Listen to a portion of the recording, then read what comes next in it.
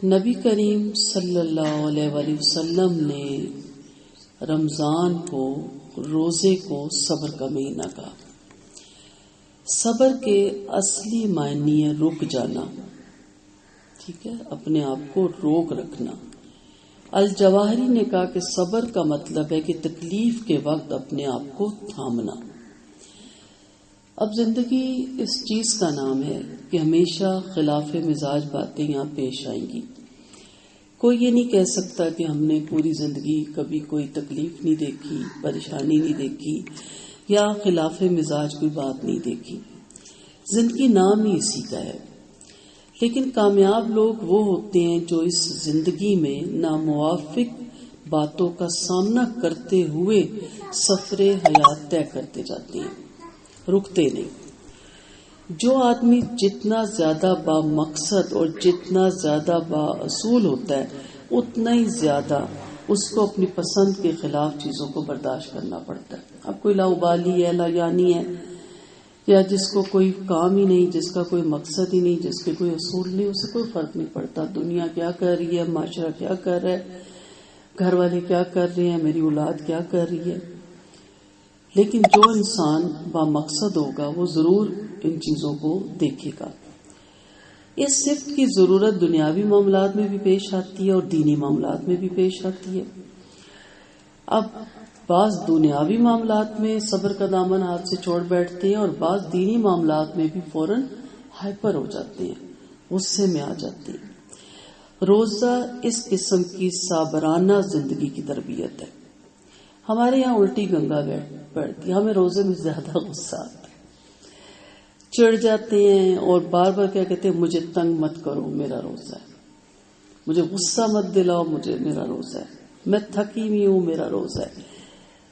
ہمارے جو 3 دن سے لیکچر چل رہے ہیں، اس دفعہ ہم کوشش کر رہے ہیں کہ ہمارا روزہ جزوی روزہ نہ ہو، عام لوگوں والا روزہ نہ ہو، ہمارا روزہ حقیقی روزہ ہو۔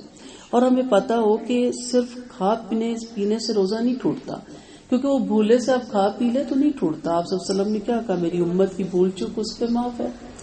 وامٹنگ آ جائے نہیں ٹوٹتا، وضو ٹوٹتا، آپ دوبارہ وضو کر کے روزہ اپنا اسی طرح رکھیں گی، نماز کے لیے وضو کر سکتی ہیں، الا کہ ایسی وامٹنگ کہ آپ کو پانی کی کمی کا خدشہ اور آپ کو ڈرپیں لگانی ہو تو پھر آپ کو توڑوایا جاتا ہے روزہ، ٹھیک ہے، یہ ایک الگ مسئلہ ہے۔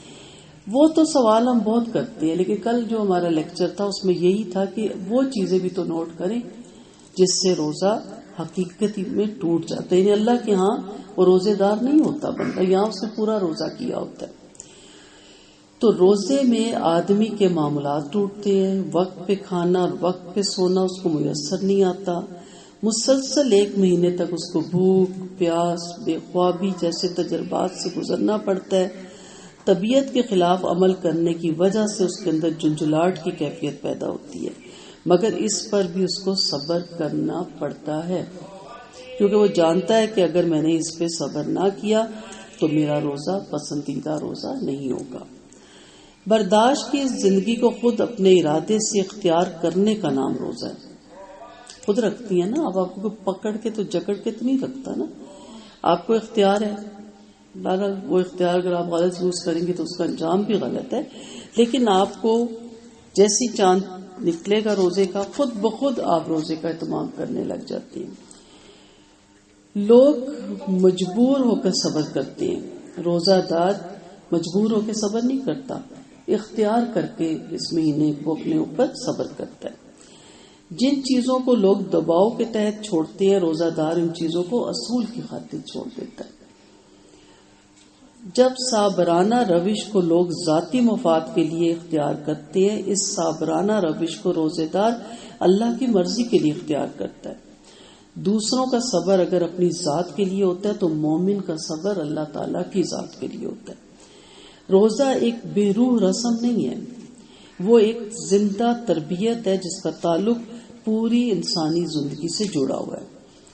کس طرح جڑا ہوا ہے کہ لوگ مثلا جاب آپ کرتے ہیں تو مجبوراً صبر کرتے ہیں، آفیسر کی بات سنتے ہیں، شاگرد ہے استاد کی بات مجبوراً سنتا ہے، بچے ہیں وہ ماں باپ کی بات مجبوراً سنتے ہیں، خواتین ہیں وہ شوہروں کی بات مجبوراً سنتی ہے۔ وہ صبر میں نہیں آتا، وہ ہماری مجبوریاں ہیں۔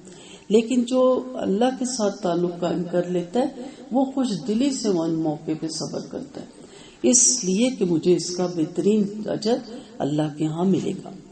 تو رمضان کے مہینے میں جو آدمی اس کورس کو صحیح طریقے پہ مکمل کرے گا وہ اس کے بعد پورے سال کے لیے ایک بہترین انسان بن جائے گا، جس کے اندر صابرانہ روش پھوٹ پھوٹ کے بھری ہوگی، جو ہنگامی حالات میں بھی معتدل زندگی گزارے گا، جو بے صبری کے مواقع پہ بھی صابر انسان بنے گا۔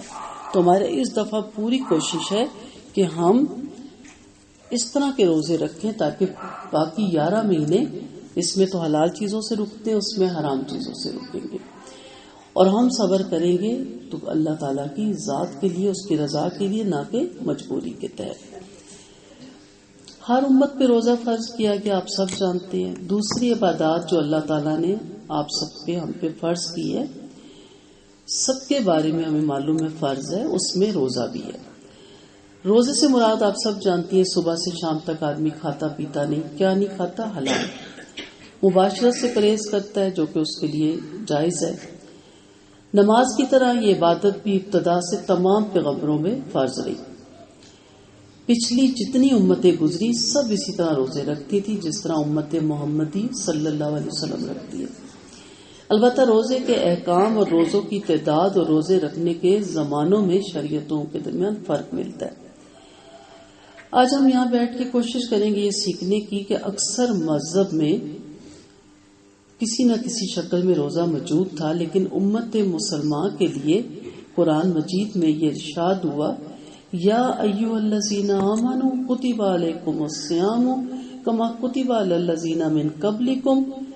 اس میں کیا راز پوشیدہ ہے؟ ترجمہ آپ سب کو آتا ہے، اے اہل ایمان تم پر روزہ اسی طرح فرض کیا گیا جس طرح تم سے پہلی امتوں پہ فرض کیا گیا، لیکن ہمیں ساتھ کیا کہا گیا؟ تاکہ تم تقوی اختیار کرو۔ ٹھیک ہے، اس سے معلوم ہوتا ہے کہ اللہ تعالیٰ کی طرف سے جتنی شریعتیں آتی ہیں وہ کبھی بھی روزے کی عبادت سے خالی نہیں ہوئی۔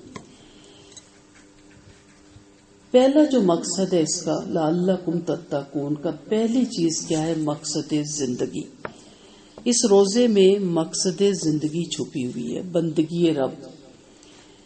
اس سے پہلے بھی میں نے پچھلے لیکچر میں یہ بتایا تھا کہ اسلام کا اصل مقصد انسان کی پوری زندگی کو اللہ تعالیٰ کی عبادت بنا دینا ہے، نہ کہ جزوی زندگی کو۔ ایک ماہ کا عبادت گزار اللہ کو نہیں چاہیے، ساری زندگی کا، 1 سال کا بھی نہیں چاہیے، ساری زندگی کا عبادت گزار چاہیے۔ انسان عبد یعنی بندہ پیدا ہوا، اور عبادیت یعنی بندگی اس کی عین فطرت ہے۔ اس لیے عبادت یعنی خیال اور عمل میں اللہ کی بندگی کرنے سے کبھی ایک لمحے کے لیے بھی اس کو آزاد نہیں ہونا چاہیے۔ یہ نہیں کہ چاند نکلا عید کا تو ساتھ ہی آپ آزاد ہو گئے۔ یہ تو ایسا ہو گیا نا کہ رمضان کا چاند نکلا تو شیاطین جھگڑے جاتے ہیں، نعوذ باللہ، خدا نہ خواستہ آپ بھی جھگڑیں گے، ٹائم ٹیبل کے اندر جھگڑے گے، نمازوں کے اندر جھگڑے گے، تراویحوں کے اندر جھگڑے گے، قرآن خوانی جو قرآن دورہ قرآن میں، اور جیسے ہی چاند نکل گیا آپ آزاد ہو گئے۔ نعوذ باللہ، شیطان ہے ہم، وہ آزاد ہوتا ہے نا اس کے بعد۔ ہم تو ہمیشہ کے اپنے رب کی بندگی کے میں جکڑے ہوئے ہیں، اور اختیاری طور پہ، اضطراری طور پہ نہیں، مجبوری کے طور پہ نہیں، اس کی محبت میں ہم جھگڑے ہوئے ہیں۔ ٹھیک ہے، اس کی رضا کے لیے ہم نے اپنے آپ کو پابند کیا ہوا ہے۔ اس سے اپنی زندگی کے ہر معاملے میں ہمیشہ اور ہر وقت یہ دیکھنا چاہیے کہ اللہ تعالیٰ کی رضا اور خوشنودی کس چیز میں ہے، اور اس کا غضب اور ناراضگی کس چیز میں ہے۔ پھر جس طرف اللہ کی رضا ہو ادھر اسے جانا چاہیے، اور جس طرف اس کا غضب اور اس کی ناراضگی ہو اس سے اسے بچنا چاہیے، اس طرح جیسے آگ کے انگارے سے کوئی بچتا ہے۔ جو طریقہ اللہ نے پسند کیا اس پہ چلنا چاہیے، اور جس طریقے کو اس نے پسند نہیں کیا اس سے بھاگنا چاہیے۔ جب انسان کی ساری زندگی اس رنگ میں رنگ جائے تب سمجھے کہ اس نے اپنے مالک کی بندگی کا حق ادا کیا۔ تو جس طرح آپ ان روزوں کی کیئر کریں گی نا، روزہ ٹوٹ نہ جائے، آپ نے حقیقی روزے کی بھی کیئر کرنی ہے کہ میں کہیں ایسا کام نہ کر بیٹھوں جس سے میرا حقیقی روزہ ٹوٹ جائے۔ دوسری چیز روزے میں آپ دیکھیں گی بندگی کی تربیت آپ کو اللہ تعالیٰ کرواتا ہے. پہلے بھی میں نے آپ سے کئی دفعہ یہ بات کی کہ نماز، روزہ، حج اور زکوٰۃ تمام عبادتیں ہی ہیں نا، فرض ہیں. ان کا اصل مقصد کیا ہوتا ہے؟ ایک بڑی عبادت کے لیے آپ کو تیار کرنا. ٹھیک ہے، میں پیچھے نہیں جاؤں گی، وہ لیکچر آپ میرے دوبارہ سن لیجئے گا. ان کو فرض کرنے کا مطلب یہ نہیں ہے کہ آپ نے بس نماز کے ٹائم باقاعدہ دوپٹہ لپیٹ کے سی تھرو سوٹ نہیں پہننے، ہاف سلیوز نہیں پہننے اور پراپر لباس پہن کے نماز پڑھ کے اور اس کے بعد دوسری نماز تک کیا ہے اتار پھینکو سب کچھ. یہ نہیں ہے نا. اتنی تو ہمیں بھی سمجھ آنی ہے. لیکن ہمارے یہاں کیا ہوتا ہے، اذان ہوتی ہے، سروں پہ دوپٹے، حالانکہ اس کا کوئی تعلق نہیں ہے دین سے، لیکن ہمارے یہاں ایک کلچر ہے، نہ ملے تو تولیہ سر پہ رکھ لو، نہ ملے تو کوئی دسترخوان اٹھا کے رکھ لو، اذان نہ ہو رہی ہے جی، جیسی اذان ختم اٹھا کے رکھ دو نیچے. یہی ہے نا ہمارا طریقہ. تو نماز کا یہ مقصد نہیں ہے. اس سے بڑی عبادت کے لیے تیار کرنا ہے کہ جو چیز نماز کے اندر فرض ہے نا وہ باہر بھی فرض ہے. عورت کا سطر ہے نا، پاؤں سے لے کے سر تک، تو باہر بھی اس کا سطر ہے. حجاب کی بات نہیں میں کر رہی، سطر کی کر رہی ہوں. حجاب تو ایک الگ چیز ہے نا، برقع پہننا اور اوپر اپنے جو بھی آپ نے بنایا ہوا اپنے پردے کا شریکہ، وہ ایک الگ موضوع ہے. سطر، عورت کے سامنے بھی اس طرح دوپٹہ اتار کے کہ وہ نمایاں نظر آ رہی ہو، یا اپنے محرم رشتوں کے سامنے بھی، والد ہیں، چچا ہیں، بڑا بھائی ہے، چھوٹا بھائی ہے، مرد ہے نا، ان کے سامنے اس طرح پھرنا، سی تھرو کپڑے پہن کے یا ہاف سلیوز بازو پہن کے یا فٹ اتنے پہن کے کہ آپ کی پوری باڈی کے حد و حال. اور مائیں پرواہ نہیں کرتی کہ جوان بیٹے اور میری بیٹی ہیں، فربا جسم ہو جاتے ہیں اور کام کر رہی ہوتی ہیں. اور اسی طرح تو مقصد بتانے کا کیا ہے کہ بڑی عبادت کے لیے آپ کو تیار کرنا ہے. ان کو فرض کرنے کا مطلب یہ نہیں ہے کہ آپ نے بس اس ٹائم تک، اس کے بعد ختم. اسی طرح رمضان بھی 30 دن تک صبح سے شام تک بھوک پیاس برداشت کر لی، ختم بات. مالدار ہیں، زکوٰۃ دے دی، ختم ہو گئی بات. عمرہ کر لیا، یہ نہیں ہے. آپ نے کیا سمجھا حق ادا ہو گیا، اور اس کے بعد آپ اپنی مرضی کی زندگی گزاری، جو جی میں آئے کری.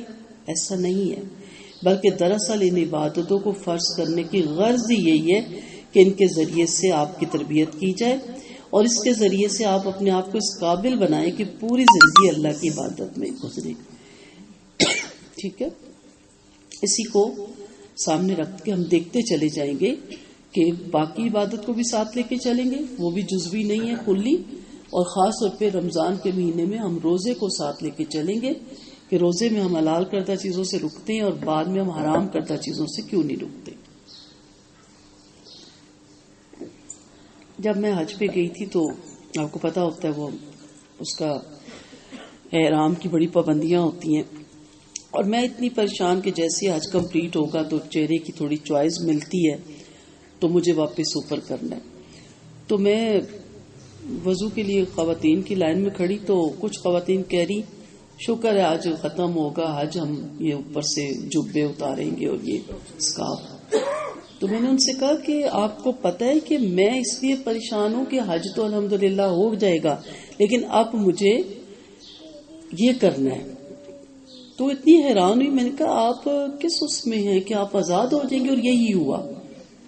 جیسے حج سے وہ آزاد ہوئی، انہوں نے کیا کیا پھر کپڑے پہنے اور کیسے کیسے دوپٹے اتار کے پھینکے. ایک ضمنی سی بات یاد آ گئی.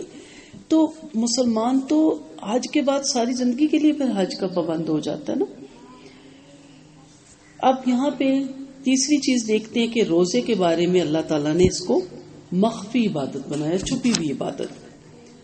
دوسری عبادتیں آپ کبھی نہ کبھی آپ کو نماز پڑھتے کوئی دیکھ ہی لیتا ہے. جمعے میں آپ جاتے ہیں، ہم کہتے ہیں فلاں ریگولر آتی ہے، ٹھیک ہے. اسی طرح آپ دیکھتے ہیں کہ جب زکوٰۃ ہے، آپ کے پاس پیسہ آتا ہے تو آپ ادا کرتی ہیں، دکھا کے بھی دینے کی اجازت ہے، چھپا کے بھی دینے کی اجازت ہے. تو ظاہر ہے جو ویل آف ہے ہمیں پتہ ہے اس کے پاس جیولری بھی ہوگی اور سرمایہ بھی ہوگا، نہیں چھپ سکتا. حج بھی نہیں چھپ سکتا، مل کے جاتی ہیں، کافی لمبا سفر پہ جاتی ہیں. لیکن اس کے برخلاف آپ صرف روزہ دیکھیں، ایسی عبادت ہے جس کا حال اللہ اور بندے کے سوا کوئی دوسرا نہیں جانتا. آپ لاکھ کے ہم روزے سے اور آپ چھپ کے پانی بھی پی سکتی ہیں، کھانا بھی کھا سکتی ہیں، کوئی آپ کے گھر میں اور آپ کے کمرے میں تو نہیں جا سکتا نا، کسی کو خبر نہیں ہوتی. ساری دنیا یہ سمجھتی رہتی ہے آپ روزے میں چاہے آپ نے کچھ کھا لیا ہو، لیکن اللہ تعالیٰ نے کیوں کہا کہ یہ میرے لیے اس کی جزا میں دوں گا؟ کیونکہ آپ اللہ کی خاطر نہیں کھاتے. کھا سکتے ہیں اکیلے میں، کوئی مسئلہ نہیں. روزہ ایمان کی مضبوطی کی علامت بنتا ہے آپ کی. کوئی آپ کو نہیں دیکھ سکتا کمرے میں آپ کے جی میں ریسٹ کرنے جا رہی ہوں، واش روم میں آپ کے میں نہانے جا رہی ہوں، اب پانی پی لیں. کون ہوتا ہے واش روم میں؟ کوئی بھی نہیں، اللہ ہوتا ہے نا. کتنا آپ سب سوچا کریں کہ ایک مہینے ہم اللہ کو کتنا قریب محسوس کرتے ہیں اور باقی مہینوں میں وہ کہاں ہوتا ہے. جب ہم غیبت چغلیاں، کل والا میرا سارا لیکچر اسی میں تھا کہ آپ کے جو 6 اعضاء کا روزہ ہے تو اس میں آپ کی زبان تھی، آپ کی آنکھیں تھی، آپ کے کان تھے، آپ کے ہاتھ اور پاؤں تھے، ٹھیک ہے، تو ان پہ تھا. اس وقت آپ نہیں سوچتے جب آپ روزے میں نہیں ہوں گی انشاءاللہ مہینہ خیریت سے گزرے تو پھر آپ آزاد ہوں گی، پھر آپ کو کوئی نہیں دیکھ رہا ہوگا. اس وقت بھی یوں ہی محسوس کریں اللہ کو. روزے کی اس حیثیت کو سامنے رکھے پھر غور کریں. جو شخص حقیقت میں روزہ رکھے گا تو پھر چوری چھپے جیسے یہاں نہیں کھاتا پیتا نا، اسی طرح پھر وہ حرام بھی نہیں کھائے گا، وہ رشوت بھی نہیں کھائے گا. کیوں؟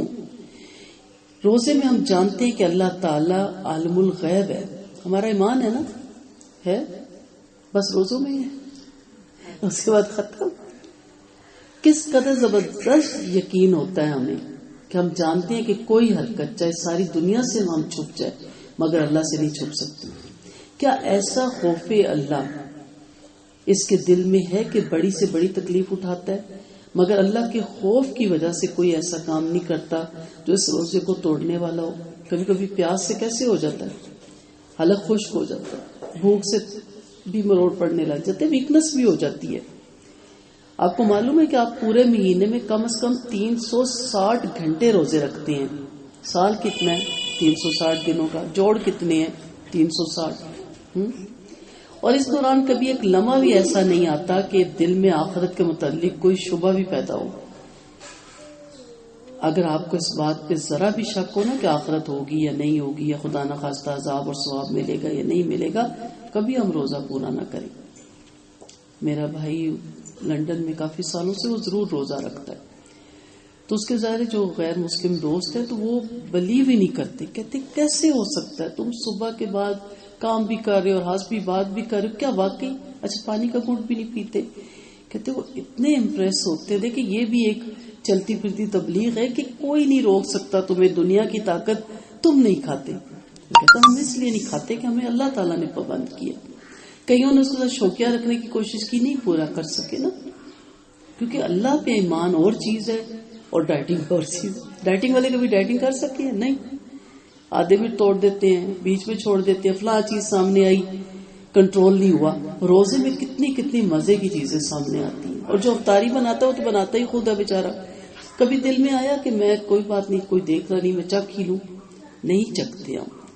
تو اس لیے ایمان کی مضبوطی کی تربیت ہوتی ہے. ضرور سوچا کرے اللہ تعالیٰ رمضان کے بعد مجھے ایسا ہی ایمان عطا کر کہ میں نہ کوئی حرام بات بولوں، نہ حرام بات دیکھوں، نہ میری حرام بات کان سنے، نہ میرے پیٹ میں کوئی حرام کا لقمہ جائے، چوری کا یا چھینا ہوا یا قبضہ کیا ہوا یا رشوت کا یا سود کا، کسی کا بھی حرام کا لقمہ میرے پیٹ میں نہ جائے، میرے قدم حرام کی طرف نہ جائے. آپ سب جانتے ہیں کہ اگر روزہ رکھ کے ٹی وی پہ ڈرامے فلمیں دیکھ کے روزہ پاس کیا تو نہیں ہے نا، سب اس کو عقل مند ہے. آپ جانتے ہیں لوڈو کیرم کھیل کے تاش کھیل کے روزے کا ٹائم پاس کیا تو نہیں ہے. زیادہ تر کیا ہوتا ہے، چلے سو جاتے ہیں، نہیں کچھ ہوتا، لیکن قرآن زیادہ پڑھ لیں، نوافل زیادہ پڑھ لیں، مساجد کی طرف قدموں کو لے جائیں. یہ قدموں کو کیوں روکا ہوا آپ نے کہ میرا روزہ خراب ہو جائے؟ جب رمضان گزر جاتا ہے تو پھر آپ کے قدم کیوں نہیں رکتے؟ اب مساجد اتنی بھر جائیں گی کہ ہم جیسوں کو تو جمعے میں جگہ ہی نہیں ملے گی، جوتوں کے قریب بھی نہیں ملتی. اور لاسٹ جمعہ تو بس زندگی کا ہی لاسٹ جمعہ سمجھتے ہیں نا وہ، واقعی اس کے بعد ان کے پاس جمعہ نہیں ہوتا، پورے سال وہ نہیں آتے. اتنی رش ہوگی، اتنی کہ جوتوں سے باہر، دروازے سے بھی باہر کھڑا ہونا پڑے گا. اور عید کی نماز میں بھی ماشاءاللہ یہ اللہ کا کرم ہے، ہمارے سیکٹر پہ ہماری مسجدیں فل ہو جاتی ہیں جہاں جہاں عورتوں کا انتظام ہے. اس کے بعد پہلا جمعہ آئے گا نا، ہم 8 لوگ 9 لوگ کھڑے ہوں گے سب. ہم انہیں کہتے ہیں موسمی بٹیرے، آتے ہیں اور اڑ جاتے ہیں اور اتنا کھپاتے ہیں آ کے پھر نا کہ جیسے انہی کے پاس دین ہے، تو پورا 11 مہینے ہی غائب ہو جاتے ہیں۔ اس دفعہ آپ نے موسمی بٹیرے نہیں بننا، پورا سال اسی طرح۔ مزہ تو تب ہے نا کہ اس کے بعد بھی اسی طرح ہماری مسجدیں بھری ہوں۔ 1 ماہ کی مسلسل ٹریننگ اللہ تعالیٰ آپ کو دیتا ہی، ٹھیک ہے۔ اس طرح اللہ تعالیٰ ہر سال کامل 1 مہینے تک مسلمان کے ایمان کو مسلسل آزمائش میں ڈالتا ہے، اور اس آزمائش میں جتنا جتنا آدمی پورا اترتا جاتا ہے اتنا ہی اس کا ایمان مضبوط ہوتا جاتا ہے۔ 1 دن 2 دن، ہم کہتے ہیں نا شروع کے 2-3 روزے مشکل لگتے ہیں، پھر نہیں۔ اسی طرح ہر کام، بچہ نماز کی طرف آتا ہے شروع میں مشکل ہوتی ہے، سود چھوڑے شروع میں مشکل ہوتی ہے، پردہ کرے شروع میں مشکل ہوتی ہے، پھر آہستہ آہستہ اتنے ہم عادی ہو جاتے ہیں کہ لوگ ہمیں کہتے ہیں آپ گرمی نہیں لگتی آپ کو، ہم کہتے ہیں نہیں ہم اس میں مطمئن ہیں۔ تو گویا آزمائش کی آزمائش ہے اور ٹریننگ کی ٹریننگ ہے۔ آپ جب کسی شخص کے پاس امانت رکھواتے ہیں تو گویا اس کی ایمانداری کی آزمائش ہوتی ہے۔ اگر اس پہ پورا اترتا ہے، خیانت نہیں کرتا، تو آپ سمجھ جاتے ہیں کہ اس کے اندر امانت کا بوجھ سنبھالنے کی طاقت ہے اور آپ اس کو امین بنا دیتے ہیں۔ اسی طرح اللہ تعالیٰ بھی مسلسل 1 مہینے تک روزانہ 12-12 14-14 گھنٹے تک آپ کے ایمان کو کڑی آزمائش میں ڈالتا ہے، اور جب اس آزمائش میں آپ پورے اترتے ہیں تو آپ کے اندر اس بات کی مزید قابلیت پیدا ہونے لگتی ہے کہ اللہ سے ڈر کے دوسرے گناہوں سے بھی آپ پرہیز کریں، اللہ کو عالم الغیب جان کر چوری چھپے اس کے قانون کو کبھی نہ توڑیں، اور ہر موقع پر قیامت کا وہ دن آپ کو یاد آ جائے جب سب کچھ کھل جائے گا اور بغیر کسی روک رکاوٹ کے بھلائی کا بھلا اور برائی کا برا بدلہ ملے گا۔ ٹھیک ہے، یہ چیز ہے لعلکم تتقون، تاکہ تم اس دن بچ سکو، یہاں بھی بچ سکو اور اس دن بھی بچ سکو۔ روزے کی ایک دوسری خصوصیت یہ بھی ہے کہ ایک لمبی مدت تک شریعت کے احکام کی لگاتار اطاعت کروانی ہے۔ یعنی بتانا کیا ہے کہ ایک دن کی اطاعت نہیں، مثلا میں صبر کر رہی ہوں 2 مہینے گزرتے ہیں، ہم کہتے ہیں بہت ہو گیا صبر۔ بچوں کو بھی ہم کہتے ہیں نا میں کافی دنوں سے تمہیں دیکھ رہی تھی، پھر اٹھاتے ہیں ہم چپل، اٹھائیں ٹھائیں۔ یہی تربیت کی جا رہی ہے، 1 دن نہیں 2 دن نہیں، مسلسل، تاکہ آپ عادی ہو جائیں۔ اور ہم اتنے عادی ہو جاتے ہیں کہ جب روزے ختم ہوتے ہیں تو عید والے دن یاد نہیں رہتا، کہ کھاتے کھاتے ایسے لگتا ہے جیسے روزہ تھا، تو 2-3 دن تو کھانے کی سمجھ نہیں آتی، کوئی چیز روکتی ہے، پھر کہتے ہیں نہیں روزے ختم ہو گئے ہیں۔ ٹھیک ہے،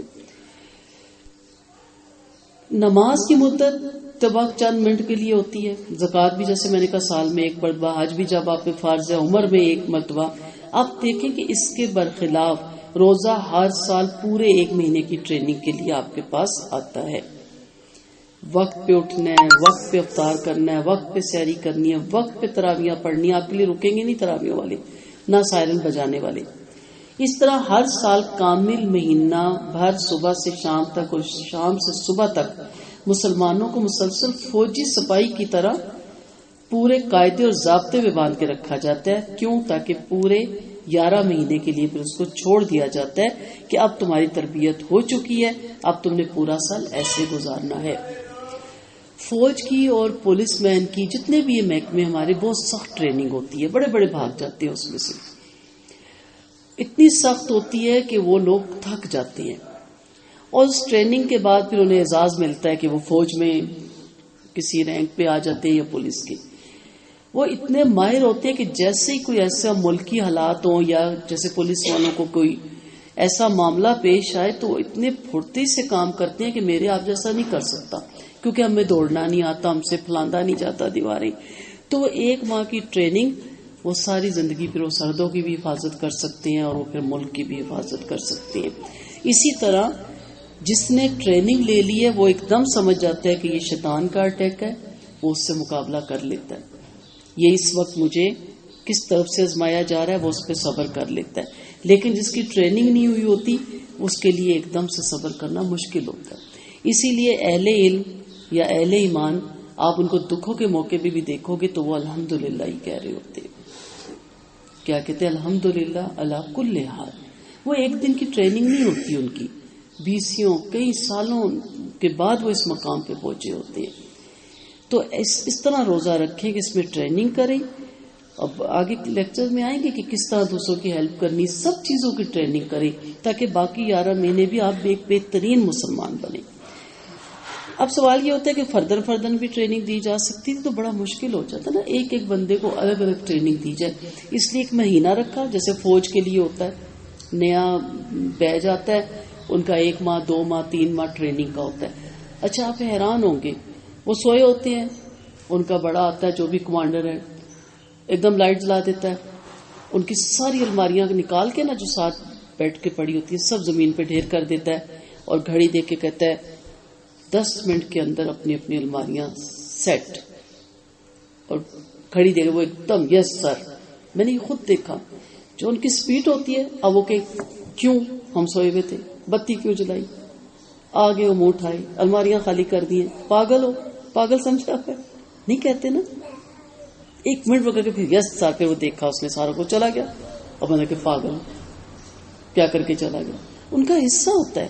کسی وقت بھی آپ کو نا ذہنی اس میں کہ آپ کو ملک سنبھالنے میں کسی بھی ذہنی کیفیات سے گزر سکتے ہو. پولیس کو ٹریننگ دی جاتی ہے مجرم کو قابو کرنے کی، تو یہ سوچیں کہ یہ گروپ کی صورت میں ہو سکتا ہے، اکیلے نہیں.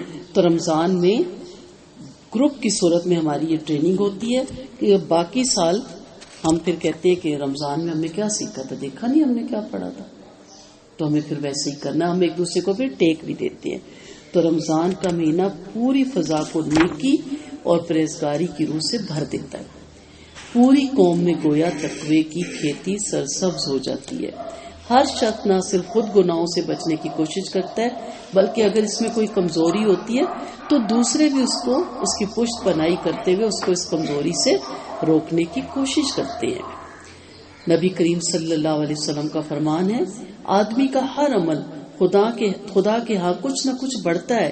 ایک نیکی 10 گنا سے 7 گنا تک پھیلتی ہے، مگر اللہ تعالیٰ فرماتا ہے روزہ اس سے مستثنا ہے، وہ خاص میرے لیے اور میں اس کا جتنا چاہتا ہوں بدلہ دیتا ہوں. یعنی اللہ نے اس کی جزا بتائی بھی نہیں، ان لمیٹڈ ہے. وہ بہتر جانتا ہے کہ اس کے بدلے کیا دے گا. کیوں؟ کیونکہ ہر ایک کا روزہ ڈیفرنٹ ہے نا. کون کتنا صابر ہے، کون کتنا ذاکر ہے، کون کتنا شاکر ہے، کون کتنا عابد ہے، کون کتنا اس میں صدقہ زیادہ کر رہا ہے، کون کتنا برداشت کر رہا ہے. ہر ایک کی جزا مختلف ہوگی. اور ایسا نہ ہو کہ بعض کے صرف بھوکے اور پیاسا ہی لکھا جائے، فاقہ زدہ ہی وہ خدا نہ خواستہ لکھے جائیں. اس حدیث سے معلوم ہوا کہ نیکی کرنے والے کی نیت اور نیکی کے نتائج کے لحاظ سے تمام اعمال پھلتے اور پھولتے ہیں. تو آپ کو کتنی جزا چاہیے یہ آپ پہ ڈیپینڈ کرتا ہے. جیسے میں ہمیشہ کہتی ہوں کہ کمرے میں مجھے لکھنا ہوتا ہے، مجھے بہت تیز لائٹ چاہیے، ٹھیک ہے، تو میں وہ خرید کے لگاؤں گی تو وہ تیز لائٹ دے گا. آپ آئیں آپ کے ہمارے گھر کی تو لائٹیں اتنی نہیں تیز، تو میں آپ کو بتاؤں گی کہ میں نے اتنے واٹ کی بلب لگایا تاکہ مجھے صحیح نظر آئے. آپ بھی جا کے خرید کے لگائیں، آپ کا بھی گھر روشن ہو جائے گا. اسی طرح قبر جتنی روشن کرنی ہے اتنے واٹ کا بلب لگے گا نا. جس کے اعمال جتنے بہترین ہوں گے اتنی اس کی قبر روشن ہوگی. ٹھیک ہے. اسی طرح روزہ بھی، ایک کہ جی میں نے بھی رکھا تھا، ایک کہ میرے روزے کی اتنی جزا، دوسرا کہ اللہ میاں مجھے نہیں. اللہ کہے گا تیرے تو فاقے تھے، نہ تو نے کان کا روزہ رکھا، نہ زبان کا رکھا، نہ آنکھ کا رکھا، نہ ہاتھ پاؤں کا رکھا. تو تیرا روزہ تو جزوی روزہ تھا، ایک رسمی روزہ تھا، ایک فاقہ تھا، صبح سے لے کے شام تک فاقہ. ٹھیک ہے. کتنے آرڈر ہوتے ہیں ہمارے لیے، یہ بنائیں یہ بنائیں، اور کس طرح کھاتے ہیں، ہمارے شروع کے لیکچر میں سب ہو گیا ہے. تو وہ روزہ پھر روزہ نہیں ہوتا. اس حدیث سے معلوم ہوا کہ نیکی کرنے والی کی نیت اور نیکی کے نتائج کے لحاظ سے تمام اعمال پھلتے اور پھولتے ہیں، اور ان کی ترقی کے لیے ایک حد ہے، مگر روزے کی ترقی کی کوئی حد نہیں. رمضان چونکہ خیر اور اصلاح کے پھلنے اور پھولنے کا موسم ہے، اس موسم میں ایک شخص نہیں بلکہ لاکھوں کروڑوں مسلمان مل کر اس نیکی کے باغ کو پانی دیتے ہیں. اس لیے یہ بے حد و حساب بڑھتا ہے. اب سوال وہی ہوتا ہے جو میں ہمیشہ اپنی کلاس میں کرتی ہوں اور فیل بھی کرتی ہوں اپنے آپ کو بیچ میں انکلوڈ کر کے، کہ یہ اثرات اور یہ نتائج ہمیں کیوں نہیں نظر آتے. اور وہی میں دوبارہ آؤں گی، کیونکہ ہمارا جزوی روزہ، جزوی ایمان، جزوی نماز، جزوی عبادت، کلی روزہ نہیں، کلی ایمان نہیں، وہ چند لوگوں کا. کیوں؟ کیا اسلام چند لوگوں کے لیے آیا تھا؟ اللہ والے چند لوگ، صحابہ کرام کا کلی تھا نا. کتنی بڑی جماعت تیار ہوئی، لاکھ سے بھی زیادہ اباب ہو گئے تھے، اور اس کے بعد لوگ اسلام میں داخل انہی کے عمل کو دیکھ کے ہوئے. آج ہمارے چند ایک کوئی گنا چنا پورے خاندان میں ایک ہوتا ہے، جی وہ بڑا نیک، وہ بڑا پریز کا، بڑا اچھا انسان ہے. آپ کیوں نہیں ہیں؟ آپ مسلمان نہیں ہیں؟ آپ اللہ کے بندے نہیں ہیں؟ آپ نبی کے امتی نہیں ہیں؟ تو روزے کی اثرات اور یہ نتائج یہ نہیں ہے.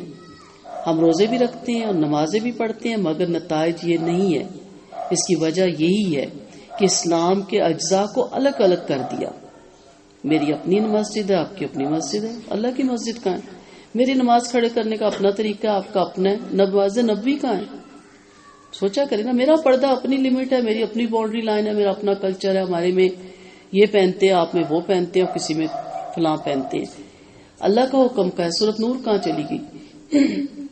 کوئی کہتا ہے چہرے کا پردہ نہیں، کوئی کہتا ہے ہاتھ کا نہیں، کوئی پاؤں کا نہیں. چلے نہیں ہے، باقی تو کریں.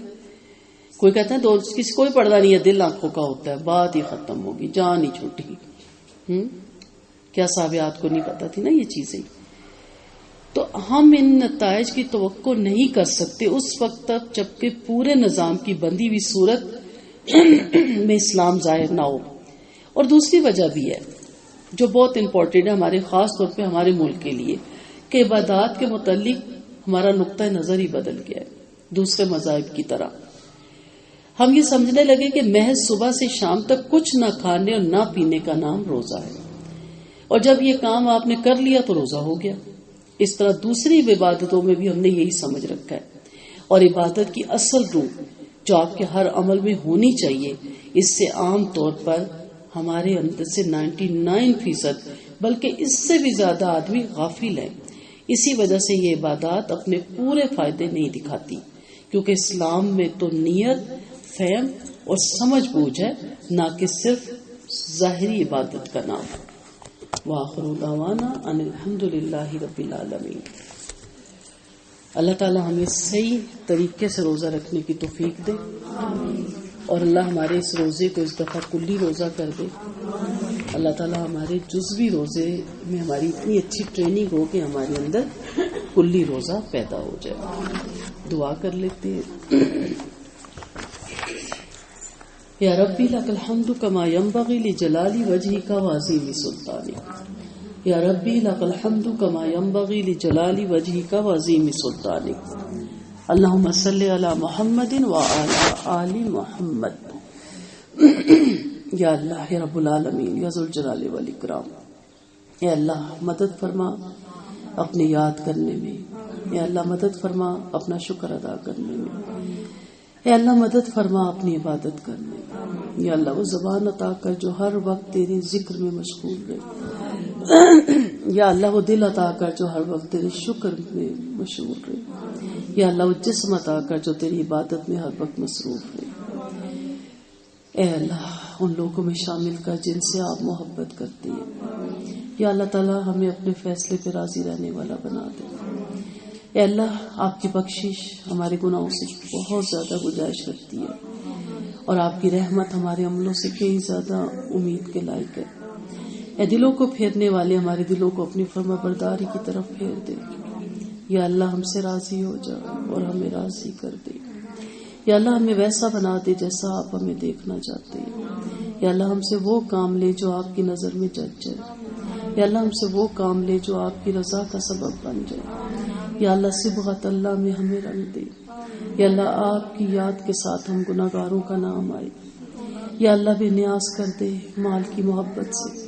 اللہ بے نیاز کر دے شہرت کی محبت سے، ریاکاری کی محبت سے، جاہ کی محبت سے. یا اللہ تعالی ہماری نیتوں کو خالص کر لے. یا الہی نفس مطمئنہ عطا فرما جو تیری رضا پہ راضی ہو. یا اللہ قلب سلیم دے جس میں صرف آپ بستے ہو. یا اللہ قلب منیب دے جو پلٹ پلٹ کے آپ کی طرف رخ کرے، جو آپ کی طرف رجوع کرے. یا اللہ ہماری دعاؤں کو شرف قبولیت عطا فرما. ربنا تقبل منا انک انت السمیع العلیم وتب علینا وتب علینا انک انت التواب الرحیم. آمین الہی آمین.